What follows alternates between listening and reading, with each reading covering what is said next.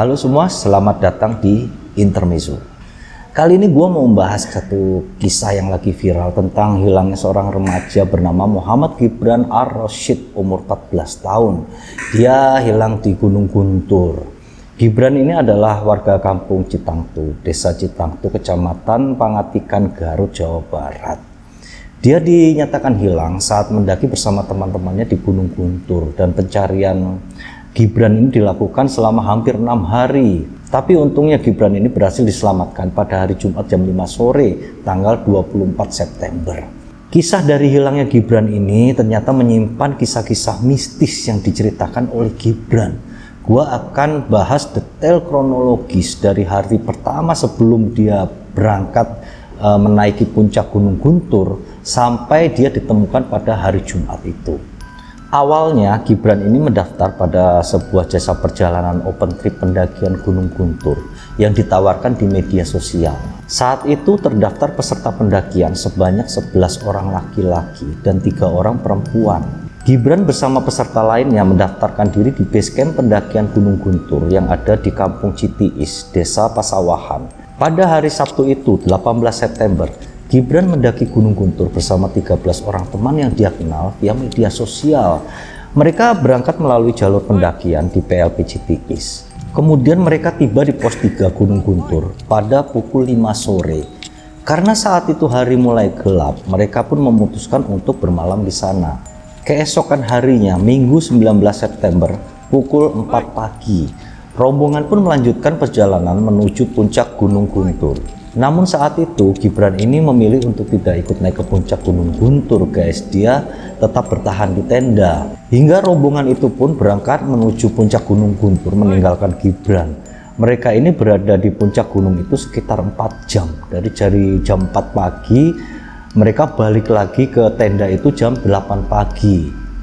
Mereka pun turun lagi ke pos 3. Tapi saat itu mereka tidak melihat keberadaan dari Gibran.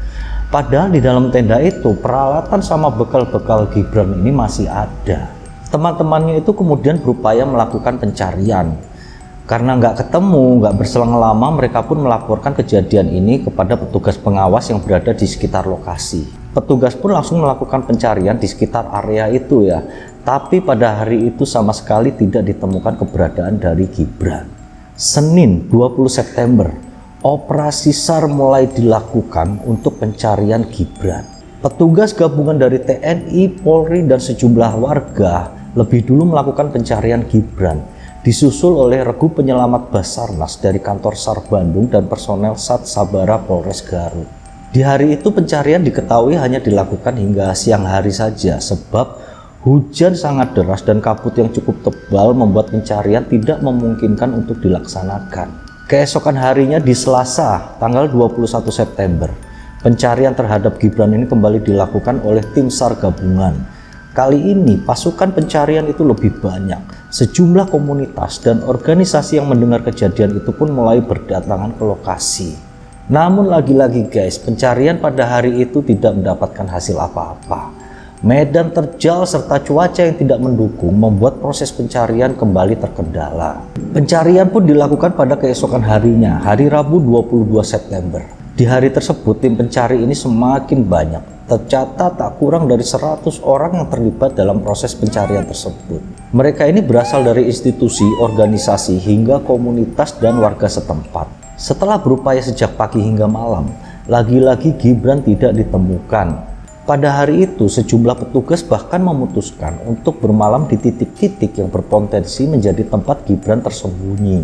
Lalu keesokan harinya, Kamis 23 September, karena upaya yang dilakukan selama ini belum membuahkan hasil, hingga di bawah komando Basarnas, pencarian Gibran ini kemudian diperluas jaraknya. Radius pencarian dari Gibran ini mencapai 1,5 km. Tim pencarian juga kemudian dibagi menjadi 2 regu dengan arah pencarian yang berbeda. Yang satu bernama tim SRU-1 melakukan pencarian dengan melakukan penyapuan mulai dari pos 1 sampai pos 3. Sedangkan tim kedua yang bernama SRU-2 melakukan pencarian dengan penyapuan dari mulai pos 3 sampai ke puncak kawah Gunung Guntur sejauh 1 km. Lagi-lagi di tanggal 23 itu belum membuahkan hasil. Kemudian keesokan harinya, Jumat 24 September, proses pencarian Gibran ini terus diupayakan tim SAR gabungan. Basarnas menambah kekuatan dengan mendatangkan 1 regu penyelamat dari kantor SAR Tasikmalaya. Sejumlah polsek yang berada di wilayah kaki Gunung Guntur seperti Samarang dan Leles, mereka juga dikerahkan untuk aktif melakukan pemantauan. Akhirnya setelah melakukan pencarian pada hari Jumat itu sejak pagi hari, tim SAR berhasil menemukan keberadaan dari Gibran. Pada pukul 4 sore, tim SAR menerima informasi keberadaan Gibran dari warga setempat. Penemu pertama adalah bernama Adeloji, umur 55 tahun. Dia adalah kuncen dari Gunung Guntur. Adeloji ini menemukan Gibran di kawasan Curug Cikoneng. Lokasinya itu berjarak sekitar 750 meter dari pos 3. Itu yang jadi titik terakhir Gibran terlihat. Gibran ini ditemukan dalam kondisi sehat untungnya, alhamdulillah. Kakinya ada terdapat luka kecil, kemudian dia ditemukan dalam posisi sedang duduk melamun. Saat Gibran ditemukan, dia berusaha untuk jalan sendiri pulang turun dari gunung itu. Tapi karena petugas melihat ada luka di kaki Gibran, mereka pun berinisiatif untuk menggendong Gibran ini sampai turun ke bawah. Kemudian dia dievakuasinya itu pada pukul 5:41 dan langsung dibawa ke puskesmas. Di puskesmas itu, Gibran kemudian ditanyai tentang apa yang terjadi dan apa aja yang dialaminya. Gibran menceritakan saat tersesat di Gunung Guntur, dia didatangi oleh 3 orang wanita dan 2 orang pria. Yang wanita ini tiga-tiganya berbaju putih dan mukanya tertutup kain, makanya nggak jelas mukanya seperti apa. Namun saat ditawari makanan, Gibran ini menolak karena dia merasa nggak kenal dengan orang-orang yang berpakaian putih itu. Selama tersesat, Gibran ini minum air sungai dan makan dedaunan. Dia juga sebenarnya mengaku selama tersesat ini dia tidak merasa lapar. Dan lagi dia merasa pada saat dia tersesat beberapa hari ini, dia sekalipun tidak pernah melihat yang namanya malam hari. Jadi selama 5 hari dia hilang, yang dialaminya adalah siang terus. Gibran juga bilang bahwa dia sama sekali tidak mendengar ada orang yang teriak-teriak gitu ya dari tim pencari ini memanggil-manggil namanya. Padahal sebenarnya kalau dilihat dari posisi dia ditemukan, dia hilang, itu tim pencari itu sudah pernah menelusuri tempat itu dan teriak-teriak manggil namanya, tapi Gibran sama sekali gak mendengar, guys. Lalu tentang orang-orang yang memakai baju putih tadi yang menawari Gibran makanan, rupanya orang-orang ini tidak sekali saja ya mendatangi Gibran, tapi ada lagi pada saat kedatangan yang kedua kali. Mereka ini mengajak Gibran untuk pulang, tapi Gibran ini selalu menolak ajakan mereka. Hingga pada ajakan orang-orang misterius ini yang terakhir kalinya, Gibran ini akhirnya ngikut. Jadi orang misterius ini bilang ke Gibran, ayo ikut kami agar kamu cepat pulang. Gibran akhirnya karena mungkin udah bingung mau ngapain ya, dia akhirnya menuruti untuk mengikuti mereka. Pada saat mengikuti orang-orang misterius ini, kemudian Gibran ini terjatuh di salah satu tebing gunung. Hal itu membuat kedua kakinya luka-luka itu tadi, guys. Setelah Gibran ini terjatuh, Gibran baru mulai mendengar teriakan-teriakan dari warga yang mencarinya tidak jauh dari tempatnya, yakni di kawasan Curug Cikoneng. Emang rada aneh gitu ya, karena tim pencarian ini udah beberapa kali melewati kawasan Curug Cikoneng gitu loh, tapi sama sekali nggak ada si Gibran. Jadi sebenarnya Gunung Guntur ini memang terkenal akan hal-hal mistis seperti ini.